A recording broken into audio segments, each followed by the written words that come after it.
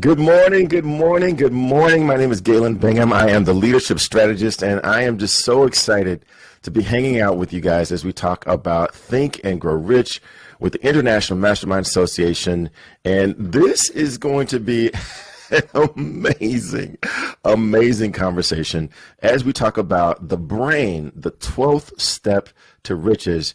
But not only is this going to be an amazing conversation, we've got an incredible guest. We've got a guest who is going to bring this content to life. And just to give you a little cue, you're going to be hungry. You're going to be hungry for more when this is over. This is going to be the capstone of an incredible week for me personally. I spent the entire week hanging out with Dr. Delatoro McNeil. I spent the past couple of days hanging out with Miss Ann McNeil. And today we're going to cap this off with the godfather of motivation. So let's get into this conversation. We're talking about the brain, and I like the way the author puts it. He says that the subconscious mind is the intermediary that translates one's prayers into terms which the infinite intelligence can recognize, presents the message, and brings back the answer in the form of a definite plan. And that's what we're going to be talking about, how the brain has a whole lot more power than what we give a lot of credit for. So with that, I want to bring in Miss Ann McNeil, and this is going to be an amazing show. I know that you've got a personal relationship with our guest that we've heard about for years and years and years. What are your thoughts about this topic today and the fact that we're going to be hearing from one of the legendary icons of this motivation industry? Lottie Dottie and everybody, go call somebody and comment, like, and share this podcast. Call your family and friends and tell them come out, because this is going to be a very interesting podcast. Yes, a very, very interesting podcast today. Again, my name is Ann McNeil, and I am the master wealth builder, but I'm also the motivator to the motivator, Les Brown. We've been friends since the 70s. Yes, 70s. And he likes to tell jokes about diapers and things like that, but we won't get into that part of the show today. I am very excited to talk about the brain and the power of the brain, and the fact that our thoughts are really, when you think about it, they're just traveling energy that's traveling from one person to another, whether you call it broadcasting station or whatever you call it. And I'm excited to be a part of this podcast today and hosting and co-hosting with Galen, talking with a friend that has demonstrated over decades, yes, less decades, the power of how he has used, is using, and will continue to use his brain. I'm just very excited to be a part of that family, and I'm excited to get this podcast started. So let's get this party started. Yes, let's jump in. And I'm going to tell you that this is a person that has so much. He has so much in his cup that just the spillover was feeding us even before we went live. So we had to, in our usual fashion, we had to shut down that pre-conversation and turn on the cameras even just a little bit early so that we can share with you everything that our guest has to share. So with that, I want to give you this pre-introduction to a person who needs no introduction, the one and only Mr. Les Brown. So take a look at this preview of what's in store. And this is just going to give you another moment to call somebody. It would be selfish for you not to call somebody and tell them that they need to be watching this conversation, because it very well may change their life. So let's go ahead and kick this off. World-renowned speaker, entrepreneur, and best-selling author, Les Brown rose from humble beginnings to become a leading broadcast and platform personality, recipient of an Emmy, and dubbed one of the world's top 5 speakers by Toastmasters International. His captivating delivery, incorporating humor, insights, and proven techniques, teaches, inspires, and challenges his viewers to ultimate levels of achievement. I know something about you, even not knowing you, that you've got greatness within you. You have the ability to do things that you can't even begin to imagine. You have talents and skills in you that you haven't even begun to reach for yet. The ideal situation for a man or woman to die is to have family members praying with them as they cross over. He said, but imagine, if you will, being on your deathbed and standing around your bed, the ghost of the ideas, the dreams, the abilities, the talents given to you by life, and that you, for whatever reason, you never acted on those ideas. You never pursued that dream. You never used those talents. We never saw your leadership. You never used your voice. You never wrote that book. And there they are standing around your bed looking at you with large angry eyes saying, we came to you and only you could have given us life. And now we must die with you forever. The question is, if you died today, what ideas, what dreams, what abilities, what talents, what gifts will die with you? Maybe that's why Jim Rohn said, when the end comes for you, let it find you conquering a new mountain, not sliding down an old one. Maybe that's why Henry David Thoreau said, oh God, to reach the point of death, only to realize that you've never lived, only to realize that you've never scraped the surface of your potential. If you want to make your dream become reality, the people that are running at their dreams know that it's possible that you can live your dream, that it's necessary, that you're relentless, that you have a plan of action, that you are creative.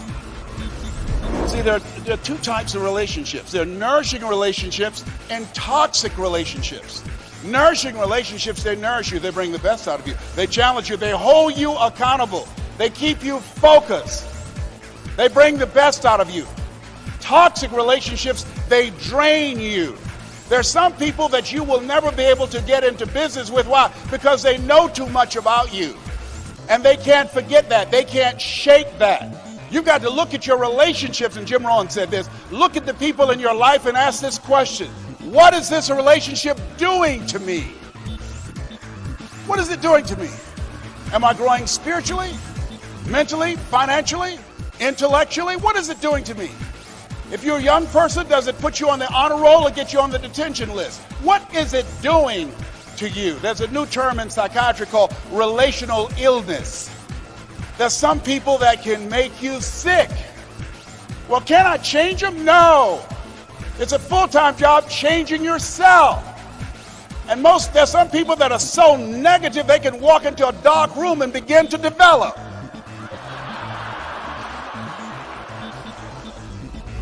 The people that are running after their dream know they're going to have hard times. They keep on running because they're saying within themselves, I'm the one, no matter how bad it is or how bad it gets, I'm going to make it. The people that are running after their dreams are the people that are hungry.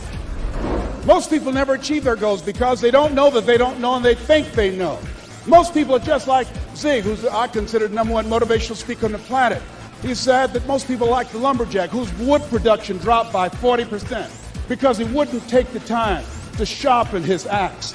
Those of you that are here for the first time, If you want to come back again, I can tell you the veterans who are here and been coming for 40 years or more, those are individuals who spend time working on themselves, developing themselves, expanding their minds. They know, as a man thinketh, so is he. They know in order to have the things tomorrow that others won't have, you've got to be willing to do the things today others won't do, like work on your mind.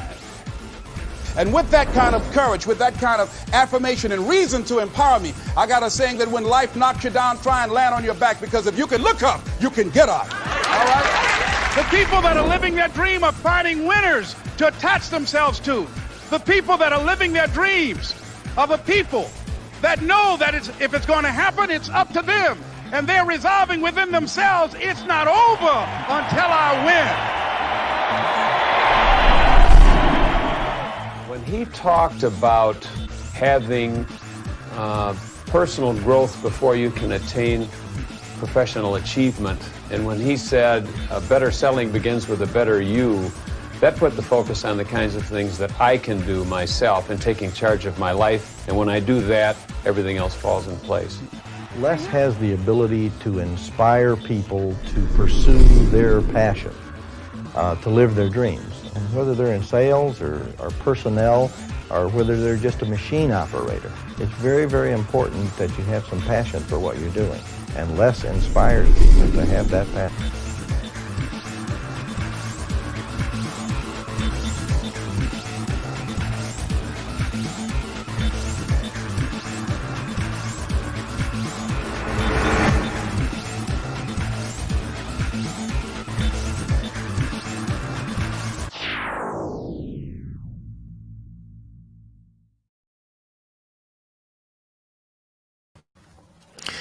All right, we've given you time. We've given you time. You've collected your notepad. We've given you the preview. Now, with Ms. Ann McNeil, I am so honored to introduce to everyone Mamie Brown's little boy, the one and only Mr. Les Brown. Hello, how are you? It's always a treat when great people meet. Fantastic, fantastic. Well, hey, you know, we've heard all the stories pre-recording about the relationship that you and Miss Ann McNeil have. I'm going to tell you that you have probably been my oldest mentor, although you and I have never met. Ann McNeil is probably one of my newest mentors, and I just can't wait to get into this conversation about the brain and how much power the brain has that we might not even give it credit for. But one of the things that we know is that the brain is always working, whether or not we're working it. So, Ann McNeil, what questions do you have? How do you want to kick this off? Les Brown, I'd love to get into this conversation. Ann, what are your thoughts here? Well, first I want to set this up, and you know, people know Les, people know me, and what people don't know, Les was joking about this in the beginning. Les and I have been friends since the 70s. Yes, Les, since the 70s, and yes, and actually, my grandson, who now is 22, Malachi. Malachi Monroe. Les was a staple in our home for so long that Malachi, from early age, 2-3 years old, grew up listening to Les every single day on audio.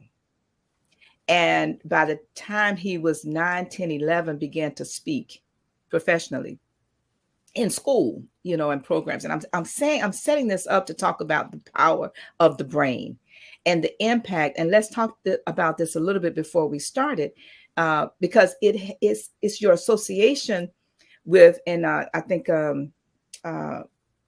one of my favorite authors, Charlotte Tremendous Jones, talks about the fact that you and I would be the same in 5 years as we are today, except for two things: the books we read and the people we meet. And when you meet people of like minds and like spirits, and the connecting of those brains has an impact, not just on you, but everybody and everything around you. And so Les is an excellent example of that. And I was kidding, and I said, for many, many years, Les and I read a lot of the same thing and would talk a lot. He's starting to smile, and and we would both lean on each other in challenging times. And I would say that I was the motivator to the motivator, the motivator to the motivator. And so for those of you that's listening, I was scheduled to be hosting today. And I told Galen, I said, no, I think you should host today because this would be a very difficult podcast for me to host, because it's a very difficult podcast for me to host. We are talking about friends, and so, but I do want to say though that this is going to be a very interesting podcast, because Les has talked to me for many years and has challenged me about the book Think and Grow Rich, and he's going to get into talk about that, which he started talking about before. So I want to challenge all of you that's listening. Get your pen, get your pad, start texting people and calling people, because iron sharpens iron. Iron cannot sharpen paper. And so what we're going to discuss is going to be a challenging subject for many of us who read the book Think and Grow Rich by Napoleon Hill, who are certified by the foundation, who, read a lot of positive thinking books and all of these kinds of things. But when you think about how do you think differently about what we're consuming and the impact it is having on who we are, what we do, how we do what we do, based upon the experiences and the exposure of the people who wrote what we're reading.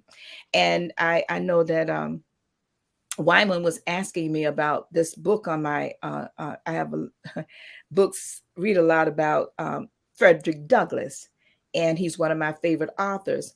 But because he was an overcomer in how he was thinking. And so with that thought, we're going to go ahead and get into this conversation.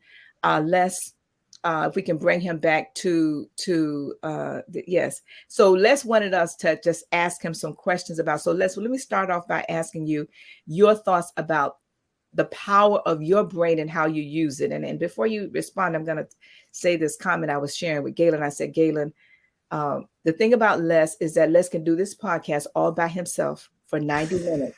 So once you ask him one question, his brain really is a computer. For those of you that listen to him, prompt to, you give him a word, his brain automatically, like a Google search, watch his eyes, his brain, like a Google search, will go back into his memory banks, and he will do a keyword search on that word and pull down every quote, every experience, every example, and every story that relates to that word. So our word today is the brain. Good morning, Dr. Will, and so many of you, Johnny, so many people. If I start calling names, I'm going to get in trouble. But thank you, everybody that's watching. Doretha, Carol, Copeland, Thomas, Dr. Will, Janelle, Colette Coleman, all of you, Gloria, everybody that's watching. Please comment, like, and share this show, because it's going to be a very lively show. And right now, let's just bring up the word, the brain, and have you share with us, how do you use your brain and the power of your brain? Thank you so much. It's a pleasure to be here with you. And I was just reflecting and thinking about the reality that the video that was played to introduce this show, that person, Ann McNeil, contributed to me becoming that person who was able to go around the world, talk to over 2.5 billion people, over 90% that have been white. Black people know me as Les Brown, who was married to Gladys Knight. White people know me as Les Brown, who changed my life. So when you talk about the brain, the person that I lean on is Frederick Douglass. Frederick Douglass was a very brilliant man. And what he talked about that was very important to me, who was beaten within an inch of his life, when his slave master came home one day and found his wife teaching him how to read. And after he beat him and almost killed him, the slave master, Frederick Douglass crawled up under the house and heard the slave master's wife asking, crying, "Why did you beat him like that? You could have killed him." And Frederick Douglass said, the slave master said, "Don't ever teach a slave to read, because once he learns how to read, he'll never be satisfied to being a slave." Now, I want you just to think about that. And then I want to take you to Carter G. Woodson, because Napoleon Hill, he interviewed wealthy people, wealthy white men, to find out what are the principles and things that they implemented that allowed them in a culture where they had privilege to achieve what they achieved. There was no immigrants in the room. There were nobody who looked like me in the room. And so something that Dr. Carter G. Woodson said that attracted me, and I found very important, what Frederick Douglass said. Dr. Carter G. Woodson said, if you can determine what a man shall think, you never have to concern yourself with what he will do. He said, if you can make a man feel inferior, you never have to compel him to seek an inferior status, for he will seek it himself. And if you can make a man feel justly an outcast, you never have to order him to go to the back door. He'll go without being told. And if there's no door, his very nature will demand one. Let's go back to Frederick Douglass. And they were asking Frederick Douglass, why is it that you have not been able to elevate other slave people who were once slaves to the level that you are in? Why don't you? And they were trying to get him to really begin to develop some entrepreneurs. And he said, and this goes back to the mind, he said, why help a man stand to his feet if he does not have enough gumption to lock his knees? When you let him go, his head will hit the pavement. Whoa. So what's powerful, the brain, in terms of the implementation of the programming. That's why in the United States of America, that's why today they determine how many prisons they're going to build based upon the failure rate of African-American males in the third grade. So if you can track failure, you can also track success. So it's not the power of the brain that I'm concerned about. I'm concerned about, and what I've done research on, the programmer, the culture.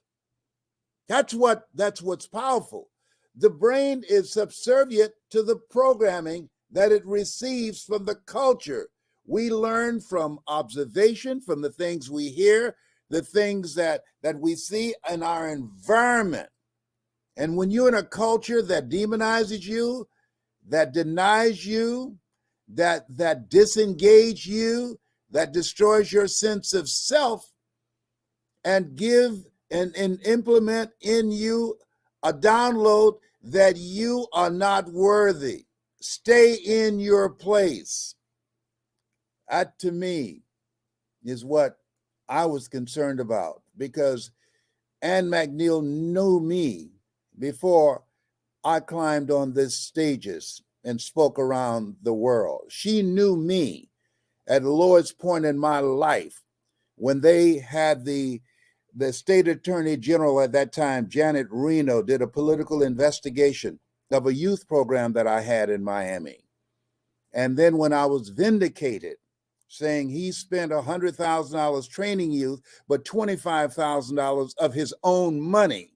And we asked him where he got it from, and he said, none of your business. And then he went before the Miami City Commission, and when they said, we're going to give you another contract, and he said, no, I'm going to use the talents, abilities, and skills that I was teaching the children in Liberty City at the Caleb meeting room there, and implement that in my own life. And it'll give me 5 years to earn my first $1 million. And I did it in 3 years, and I kept going. So what we want to look at is the kind of culture that we can create that will allow people to live out of their imagination and not their history. And that's why Booker T. Washington said, judge a man not by what he accomplished, but what he had to overcome for his accomplishment. That's why Bigger Thomas said, the impulse to dream has been slowly beaten out of me through the experiences of life. And so the level of thinking that we must have right now goes beyond Think and Grow Rich.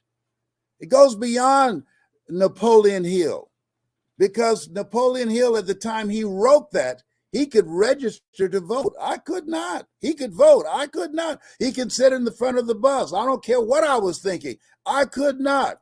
They just had last year a study from the Milwaukee Federal Reserve, and they said that a study was released that a white high school dropout will earn 3 times more wealth than a black college graduate. Don't tell me nothing about no Think and Grow Rich. A black college graduate, a white high school dropout. How is that possible? Because of the culture, because of the structure that prevent people from advancing. That's not a part of the dominant culture. So I studied the brain, but I realized you can have all the knowledge, you can have all the qualifications, you can be a graduate from Harvard. Just think about this. We had a president, no drama, Obama, and the most controversial thing that they just leaped on, he wore a beige suit one day. Come on, look here. If what we see now, if he had done any of that stuff, he would have been under the jail. I mean, a beige suit, they raised all kind of hell. A beige suit. 8 years, no indictments, no impeachment. And they were looking, They were with a magnifying glass. Okay, so and I got to call you on this. How is it that you don't have, you got to be hungry behind you or live your dreams? Because you know me. You helped to create this man that people are watching now. You know me before I became that person. You saw that person because before I saw him. So you got to have people in your life, Galen, that can take you to a place in yourself that you can't go by yourself. You got to have people in your life like Ann McNeil, who believed in me until my belief kicked in. That's why I honor her. That's why she can say truthfully, she motivates the motivator. That's no hype. That's real. She saw me. There's a line in scripture where Jesus came to a city and this lady screamed, Lord, have mercy on me. And the scripture said he saw her.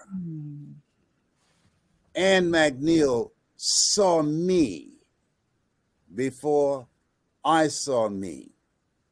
And what I've come to find and what you will discover in the masterminds that she conducts, that you cannot read the label when you're locked in the box. That you have to have someone who can see in you what you cannot see and have the skill set through that emergent mastermind process to release what Elizabeth Browning would say, the imprisoned splendor. Don't start me. Don't come for me this morning. I'm not the one. I've got a question for you. I've got a question for you because, like I said, you better come up with several this morning because I'm ready for you. I'm so fired up. Y'all got me up this early in the morning. Jesus will sleep this kind of morning. Come on. So, I think I've watched, if not all, 98% of all the videos you have. I've listened to maybe 75%, if not all, of the tapes that you've recorded. One question I've always wondered, how do you get someone, one of the first steps to breaking out of, I call the matrix, which is what you've been talking about, that we're all living in this matrix. One of the first steps to breaking out of the matrix is first to realize that you're in one. And you talked about the programming that we all operate from, if we're not wise enough to say, hey, wait a second, what do I want? Not what can I get, what do I want? What's the key to breaking out of this matrix and actually waking up? I think it was Harriet Tubman. I could have saved more if they had known they were slaves. I'm glad you asked that question. And this is pivotal, the role that Anne McNeil played in my life. Remember, I said we learn through observation and environment, and stepped into a non-traditional area of construction. A woman, she went in that area. Henry David Thoreau said, 2 roads diverge in a yellow wood, and I selected the one less traveled by. And that has made all the difference. And I used to ask her, she probably don't even remember, how did you decide to go in there? There was no women in that space, white or black. And she said, I decided I wanted to do that. See, we make decisions and our decisions make us. And so she made that decision that that's something I would like to do, and some of that money's got my name on it, and I'm going to find a way to win. So when I went to see Zig Ziglar, Dr. Norman Vincent Peale, Tony Robbins, and all of them, I said, hey, I was bored at a meeting. I was seated on the front row, and a guy spoke before Zig, and the room was as quiet as a graveyard between funerals. And they gave him polite applause. And I said to the guy next to me, I said, man, that guy was boring. And he said, and I didn't know that was his brother-in-law. He said, you ought to be that boring and make the kind of money he made. I said, how much did they pay him? He said, $5,000. That's my brother-in-law. $5,000 for an hour. How much do you make an hour? I said, I don't make that a month. I looked at my watch. I said, an hour? And I sat back in my seat. I said, if he can do it, I can do it. The Anne McNeil factor. Some of that money's got my name on it. And the rest is history. Now, in the United States, I get $70,000 an hour. And when I speak outside of the United States, like I'm going to Ireland and Hong Kong, $225,000 an hour, because I had an example of what was possible, suffering from possibility blindness because of my programming. What we have to do is allow people to go through a process. When you serve dinner, you don't go and get a plate that somebody else is eating out of. You wash it. Well, but wait a minute, just food been on there and I used to fork. No. You have to clean that out. We got so much stuff in us that says stay in your place. Programming that has to be cleaned out. They say garbage in, garbage out. No, garbage in, garbage stays. And it stinks, and it shows up in a life of mediocrity. It shows up in self-destructive behavior. It shows up in a virus, HIV, hood-infected virus, AIDS, addiction to incarceration, and death syndrome. I'm through speaking. I know you enjoy this, Galen. Les,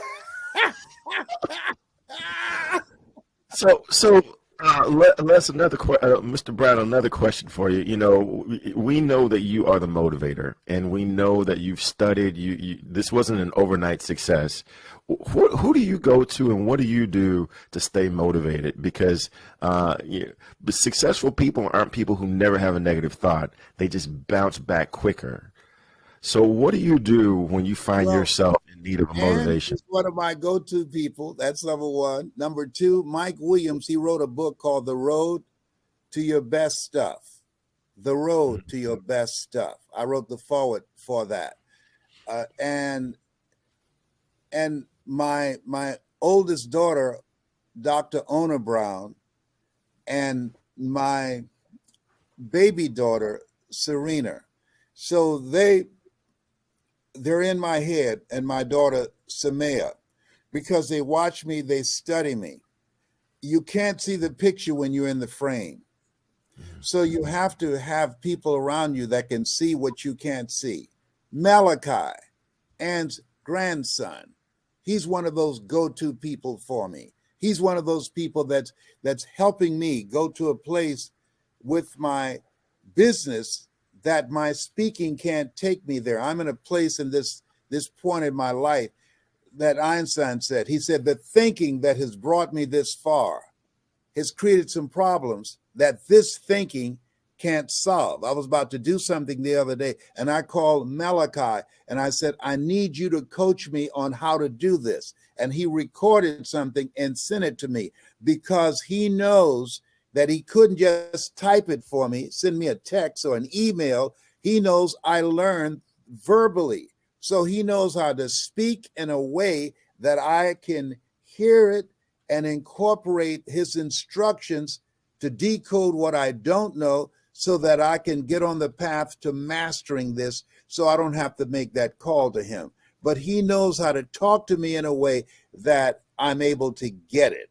So you have to have people around you that you select who have knowledge, abilities, skills, resources, and an ability who understand you, and that can help you get unstuck and move to the next level. Nazan, what you got? What do you have? I'd like to have. Don't come for me this morning. Les, Have- I would like to share. I know we read a lot of the same things, and it goes back many, many, many years ago. And one of the things that I'm very impressed about with you is the power of your brain to assimilate information and recall. And I remember you sharing with me, Bob Proctor. I don't know if you remember this. Bob Proctor invited you to Delray, and you asked me to come and go with you to a green room that he had, and he was having you do, some testimonials, and people would walk up and they would share stories with you, and I just couldn't really quite understand how you would retain it. And you said to me, and I asked you this, I said, how do you do it? And this is what you said to me, and I would like for you to share this with everybody, and how you actually train your brain to recall, because we are talking about the brain. You said to me, well, say like this lady just shared with you a story, and there was a point to the story. So you said, and what I do is then I repeat the story, and I repeat, you shared, may change the names or whatever. So the point of the story cemented with the story itself. And as you continue to share the story, it kind of just, and I may not be getting this process right, but I would like for you to share with us, how do you, what process do you use to train your own brain to memorize these quotes, the stories? And that's really what I would like for all of us to have a glimpse into your brain and how you actually use it. Because just now, you just quoted 3 or 4 people from one word Galen asked. I'm glad you asked me that question. I love the statement that T.D. Jakes said, study full. Peter Drucker said, we're in a space where we have to unlearn, learn, and relearn. Frederick Douglass was a perpetual student. Booker T. Washington said, who was a perpetual student, don't judge a person by what they overcame. What they accomplished, but what they had to overcome for their accomplishment. My grandmother, Beulah Rucker, that they have the Beulah Rucker Museum, in Gainesville, Georgia, and we'll see that video at the end of our conversation. They said she had a hunger to learn. Who would have thought? My book, You Got to Be Hungry, the story I tell about how I became a disc jockey, that I was hungry. Who would have thought? And so I study. I read constantly. There's something else that's very important. The best speakers or entrepreneurs are observers. I noticed that the other speakers, they didn't have personality. They did not laugh, enjoy themselves. They gave information from Think and Grow Rich. Information only impact 2 areas of the brain. So I came with a story. I was born in an abandoned building in the poor section of Miami, Florida called Liberty City.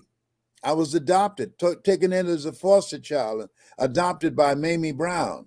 I came with a heart-centered story that touched the emotions. We are emotional people. When you get into somebody's heart, that impacts 5 areas of the brain versus 2 areas of the brain.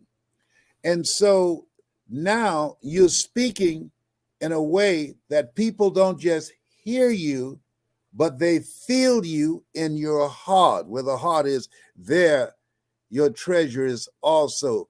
You create an experience in their heart. And so as you begin to communicate effectively with the things that you've observed, things that you've listened to, things that you've applied in your own life, and I always say to speakers that I'm doing one-on-one coaching with, who you are behind the words are far more important than the words that you speak.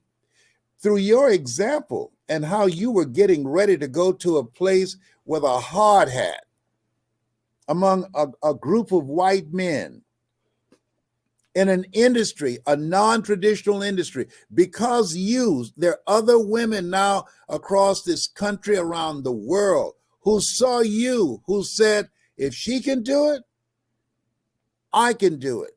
And so I decided that nobody's going to know more quotes than me, that I decided I'm not going to be a speaker. I want to be the dominant speaker.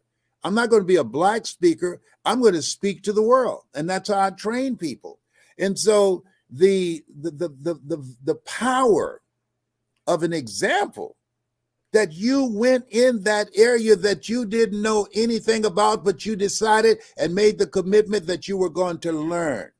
And I did that too. How to create an experience with words, with a story. Never make a point without a story. Never tell a story without a point. So that I can distract, dispute, and inspire how people live their lives as a result of the story they believe about themselves.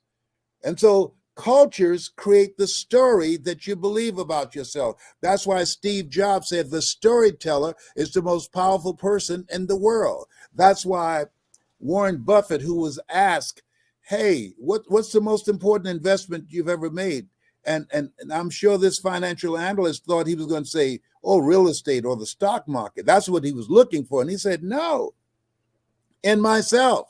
When he graduated from Harvard University, he took a communications course. And so I looked at the communications course that he took. I believe in watching and studying wealthy people, because success leaves clues in the Dale Carnegie course. And they teach, tell them what you're going to tell them, and then tell them what you told them. I said, whoa, Mike Williams, my mentor, said, Brownie. I said, yes. You want to become a dominant speaker on the planet? I said, yes. You want to speak to the world? I said, yes, Mike, yes. He said, never let what you want to say get in the way of what your audience needs to hear. Find out who they are. Don't go out there with a memorized script and do an information dump. Find out what they are stressed out about, what's keeping them up at night. What's their vision? What's the reason for why they are doing what they're doing? Take them to a place where they know when you open your mouth, you know them, you see them, and then share with them the methods, the techniques, and the strategies on how you reinvented yourself and how they can leverage that story, Brownie, that you are sitting on, those corporate executives are waiting on, because they look at you and they look at a Zig Ziglar and a Tony Robbins. They can say, if they can do it, I can do it. But when they look at you, Brownie, when you're on that stage holding that mic, and that's the powerful person in the room, they say, he can do it. I know damn well I can do it. Let me get out here right now. He's made an advantage. Come on, somebody. I got to work in this question because we got a question from our audience. This one's coming from Abundant Health Services. She's here every week, and she's asking, how do you know which dreams to share with others and which to keep to yourself?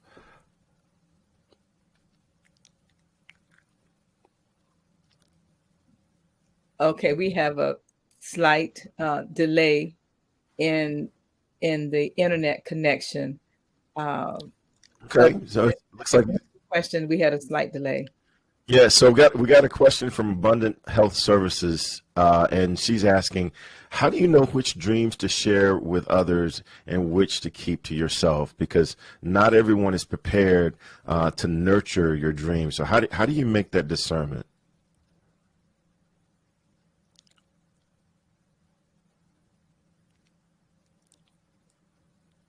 You do that based upon the research you do. Those who are only there when they, versus those who are there to salute you, to hold you accountable, to encourage you.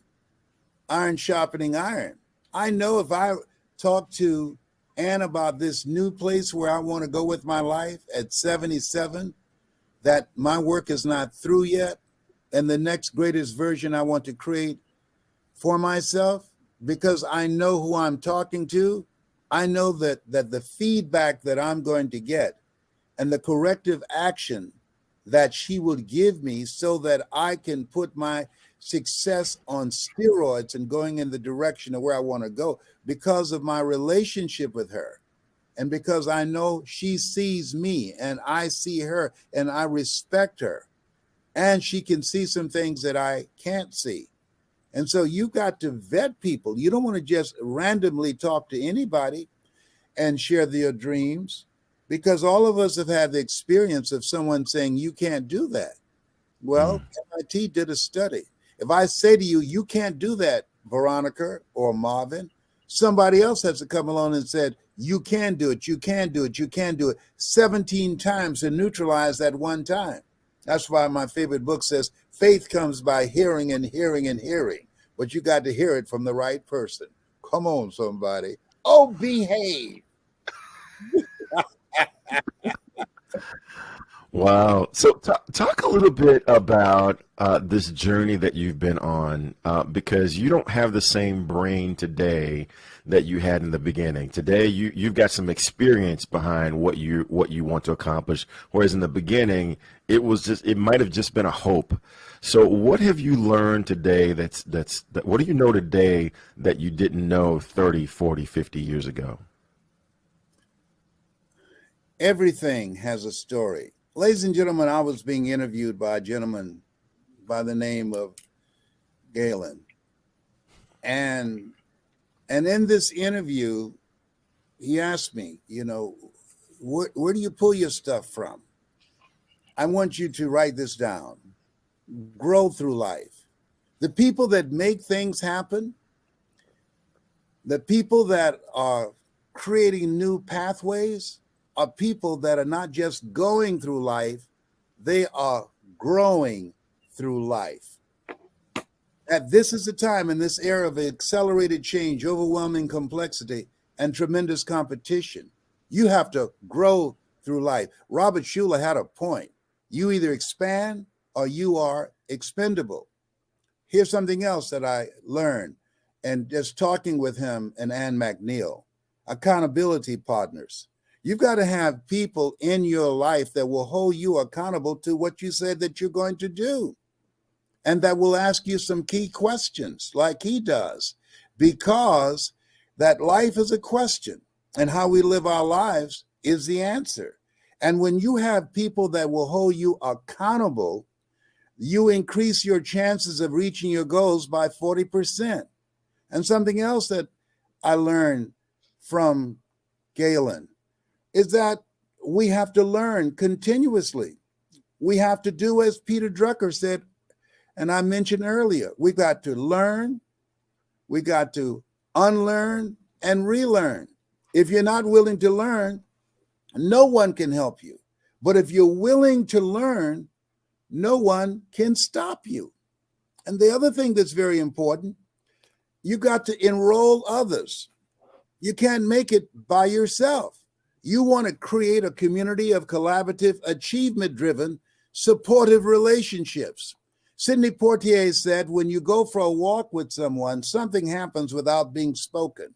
Either you adjust to their pace or they adjust to your pace. Whose pace have you adjusted to? Dr. Dennis Kimbrough out of Atlanta said, if you're the smartest one in your group, then you need to get a new group. Because at the end of the day, life is like an elevator. The higher you go up, you have to stop and let somebody off. And then the other thing is, never give up. Winston Churchill, when he was in his 90s, came into a room with a few cadets. They were young, and he balanced himself on his cane. He looked at them, and the room was silent, and they were anxious, waiting for his words. And he said, never, never, never, never, ever give up. And after speaking those 7 words, he looked around, and then he left the room. Yes, Galen asked good questions. Yes, life is a question, and how we live our lives is the answer. You have something special. You have greatness in you. Grow through life. G, accountability partners. A, learn all you can. L, enrich and enroll others. E, and N, never give up. That's my story, and I'm sticking to it. Galen, you need to write that down. Galen, Don't write come that. for me. Don't come for me. You might run over here, but you will limp back. I'm not the world. It's called the Galen Principles of Success. I love it, Galen. Write that down. You're on mute, Galen, in case you're trying to say something. Listen, we're going to start wrapping up because we do have a couple of videos that we want to show on our way out. Les Brown, you are always on time. Do you have any closing remarks before we play this closing video right after Galen tells everybody who he is and how people can connect with him? You're going to do the same. And I'm just excited to just be in the place publicly sharing you with the world as you always do, so graciously and so freely. Oh, let me say something about that. Now, for many of you that know me, know I'm always a giver. And Les has said to me, Ann, listen, stop giving everything away for free because people don't respect what they get for free. And the more they pay, the more they pay attention. I had to grow my self-confidence, and I'm still growing my own self-confidence to a level to where God is calling me to be. That's the best way I'll put that. But I am doing a better job, Les, in charging people for the wisdom, the knowledge, and understanding that you shared over the years with me. And I think that, again, going back to the point was made earlier, only iron can sharpen iron. Iron cannot sharpen paper. And so often we have people in our lives that are sharing and pouring into our lives, and we cannot see them for who they are and what they are based upon our own lens. And Les was talking about my glasses early on, and it was getting some windshield wipers. But I am just so honored to have been your friend, Les, since the 70s. And my family, my children, my grandchildren, And we don't really talk about the family side of what we do and who we are. We'll do that on another show. But Galen, if you want to go ahead and share with everybody how people can connect with you, and then Les, we're going to go out with your video. I'm going to do the same. But I am just so honored to have just been just your friend all these years, and not asking for anything in return. So I'm honored to have you bless us all today with your words and your wisdom. Thank you so much, Yeah, Galen. absolutely. This has been an absolute amazing conversation. This has been a masterclass, and quite honestly, a dream come true. And I'm going to take a little credit because I'm going to tell you, Ann, that I manifested being on a panel with Mr. Les Brown at the beginning of the year at our annual meeting. So I manifested this conversation. My name is Galen Bingham. I am the leadership strategist, and there are just so many ways you can get a hold of me. I'm on every social media platform, but I'll tell you the most fun way to get a hold of me is by checking out my podcast. It's called Whiskey, Jazz, and Leadership. We talk to leaders from every walk of life. We talk about the whiskey they drink, the music they listen to, and what it really takes to be an effective leader. I double dog dare you to try us just once. I guarantee you're going to walk away with at least one piece of insight that's going to help you get to the next level. I also want to share a project that I'm doing with our other co-host who's not able to be with us today, Dr. Peter James.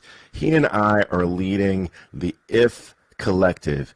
If ever you've had a conversation where you said, if only I could get access to insight, if only I could get access to resources, if only I could afford coaching, this collective is for you. Not only do you have the opportunity to be in a group environment where you're learning from peers, you have access to not only one executive coach, professional executive coach, you got access to two. And we're going to absolutely give you an opportunity to change your life. We can't make you do it, but boy, we can give you the opportunity. And again, double dog dare you to check us out. We're going to drop the link there in the chat, and just encourage you to just check us out. The program begins in January. Back to you, Ann. This has been an absolute masterclass, and I just excited to be part of the program. So Les, if you want to go ahead and share, you have a lot of projects. We talked about them before we started, but if you'd like to go ahead and share that, please, so people can connect with you. Well, first I want to say thank to you and to Galen inviting me. I've always looked for an interview like this. In my 52 years of speaking, it's the first time. I want to thank you for believing in me at a time when I wasn't believing in myself until my belief kicked in. I want to thank you for seeing me until I saw myself, a larger vision of myself, beyond being a community activist in Miami and speaking to the world through your example of how you went into the construction industry. I admire you. You've been a hero for me. And I want to say to those of you that have a story of and want to learn how to become an effective communicator, a voice of hope. A study came out the other day that a large number of young people going to the emergency room with suicidal thoughts, and the majority of them are African Americans. Our children are watching us. We need new voices. I'm 77. I got more yesterdays than tomorrows. T.D. Jakes said there's no success without successors. I'm looking for the few. I'm not looking for everybody. I'm looking for the few that are hungry, who want to make a difference with their lives and who want to learn how to monetize their story. And so I want to thank all of you for listening. And if you're interested in one-on-one coaching, just email me at coachmelesbrown.com. coachmelesbrown.com. And I have an online course, if you go to lesbrown.com, that you can go there and see if that has your name on it. I'm not for everybody. I'm for the few. The road to life is straight and narrow, and few there be that find it. I'm looking for the few. And with that, thank you. And I want you to listen and watch I met my birth parents, and I'm still reeling from this experience at 77. Please let it go, Galen. Thank you. Miss Ann. All right, we're going to. Yes, my name is Ann McNeil. I am the master wealth builder and also the motivator to the motivator. You can connect with me by going to annmcneil.com. We have an enormous amount of events that we host, and one in particular is our annual meeting on behalf of the International Mastermind Association. This is not a conference, it is a meeting for your life where we give you an opportunity and your family to come every year in the beginning of the year. In 2023, it's January 6th and 7th at the Boca Raton Embassy Suites. You can go to internationalmasterminders.com/events and you can register. But think about, where do you go on an annual basis to bring your life in writing? Yes, bring your entire life in writing, your spiritual goals, your family goals, your financial goals, your health goals, your education goals, your personal development goals, the recreational area of your life. What is your goal? Your civic goal, your creative goal. What are the goals that you have for your life?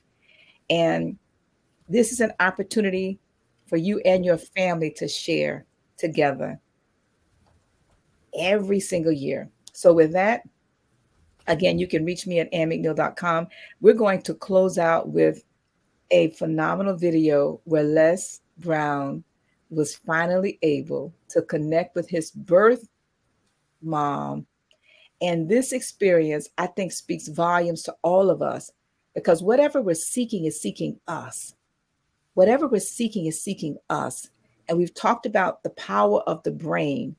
And there's something in a desire that you must have first, even if it's not spoken. There's something about a desire that when it's so strong within you, which is what Les had for many, many, many, many, many years. We know Les has talked about, Miss Mamie Brown, but she was his adopted mom. But in his heart of heart, he always had a desire to know, where did I come from? Where's my real mom? And so we're going to end with that. We want to thank all of you for chiming in, joining us, and listening in, and just being here present, whether you're chiming in from LinkedIn, Facebook, YouTube, wherever it is. Please comment, like, and share this show with others. Connect with Galen, connect with Les Brown, and also connect with me. But until next time, we'll see you next Saturday for another special guest. But listen to the video and we'll see all of you next time. Please also remember to subscribe to our YouTube channel. And until then, peace.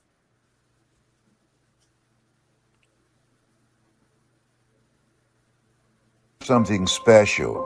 You have greatness in you. I've heard it said that there's some things you can't see looking forward, but you can only see looking backwards. I've been known for speaking and changing people's lives all around the world, using my voice and the ability to tell a story in all types of situations.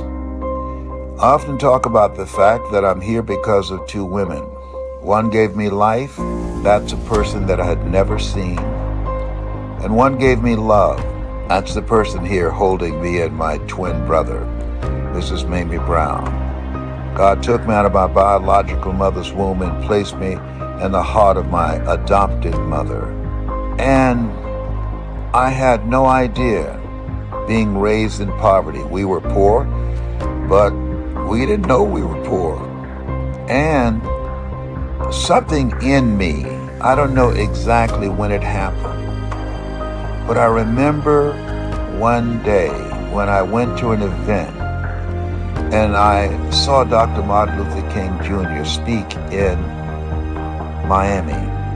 And I went to see Malcolm X.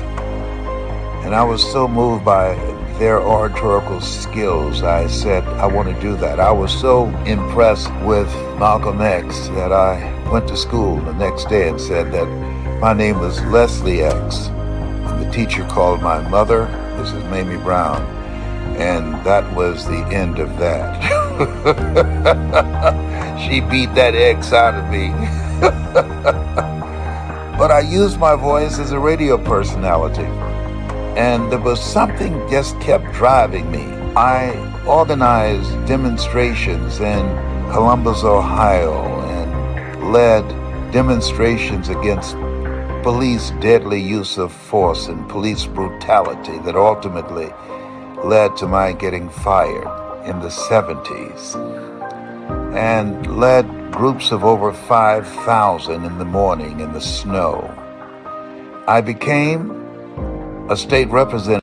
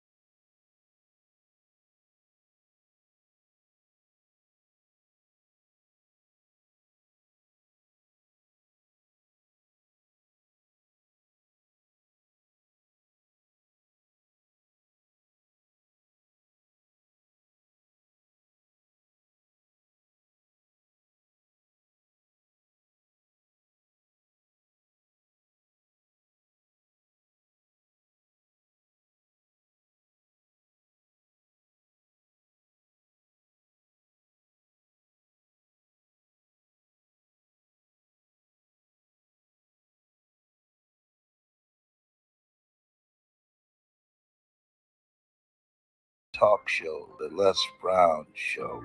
I had no idea. Where did this gift come from? I often thought, did I get it from my father, or did I get it from my mother? I've spoken on platforms with Richard Branson in South Africa, Robert Kiyosaki, and other top speakers from around the world. And my oldest son went on a search unbeknownst to me, and through some research found my birth parents and discovered that my grandmother, Beulah Rucker, who was a motivational speaker and educator, and she started a school. She taught herself to read and listen. Article said she was hungry to learn. So hungry, she taught herself the alphabet and how to read with newspaper that was used to insulate the walls of the cabin that she stayed in to keep the cold winter air out. And she went to a school, and the day that she had to register, she had no money, and she stood before the head of the school and held out both her hands. And when he asked, "Where's your money?" and she said, "These hands can work." And he sent her down the line. And she came back being persistent because she was hungry to learn, and said once again, "These hands can work." And he looked at her, and I'm sure there was something in his mind that said, she is not going to be denied. And he let her in the school, and she worked for him and other instructors at the school, and she graduated with honors and went back to Gainesville, Georgia, and taught veterans and people in the community, adults and children, how to read, and taught them how to teach others how to read, and taught them how to be hungry to learn. See, this thing called life, if you're not willing to learn, no one can help you. But if you're willing to learn, no one can stop you. And they develop all types of skills that will allow them to become entrepreneurs and control their own future. My grandmother.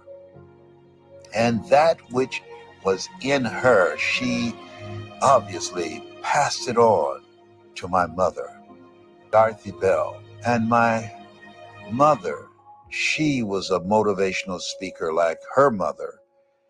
And she traveled all over Georgia and the country speaking, and she played the piano and she sang, and she had a bubbly personality, and she loved helping people. I wondered where I got this gift from, and now I know. And so my oldest son, unbeknownst to me, went on a search for his grandparents, and he found them, pictures of them. And I talked to a brother that I did not know I had, and went to the Beulah Rucker Museum, my grandmother. I called him and I said, Dorothy Bell is my mother. And he said, well, that's my mother too. So that makes us brothers. And I went there to visit him, and I got to the museum first. And all I could say to myself was, I found them, and now I know why I am who I am, where I came from, and where I got my voice from. Oh, I feel like Mother Teresa, who said, just when I thought I got a handle on life, the handle broke. This discovery opened up a whole new world for me. To God be the glory.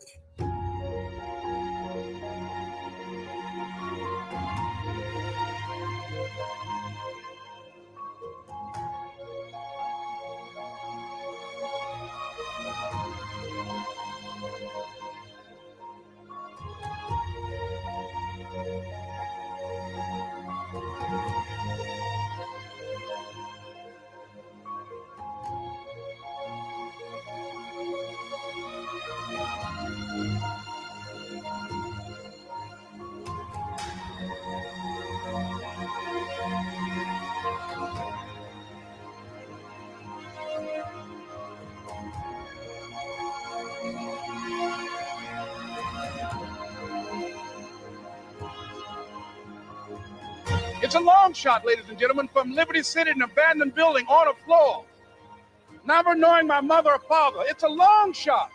Being here with you today in this dome in Atlanta, it's a long shot. No college training, labeled educable, mentally retarded, but I kept running toward my dream.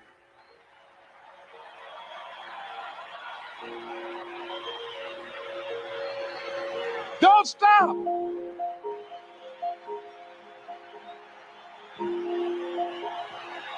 Don't stop.